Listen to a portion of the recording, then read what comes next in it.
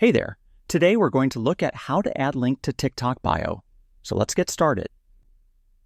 First, open the TikTok app on your mobile device.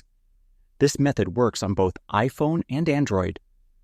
Once you're on the app, head over to your profile page. Now, simply adding text in the bio won't make it clickable. To enable clickable links, we need to switch to a business account. Tap the three lines at the top right corner, then select Settings and Privacy, and after that, select Account. From there, choose Switch to Business Account. Then just click Next and Next 4 times. Then pick a category. Any relevant one, like media, if you post YouTube content. Continue and finish setup. You're now on a business account. Go back to your profile and tap Edit Profile. Now you'll see the option to add a website.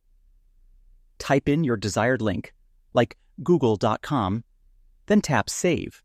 Return to your profile, and you'll see a clickable link icon below your bio. Anyone who taps it will be taken directly to that website, and that wraps it up. Appreciate you watching. See you in the next one.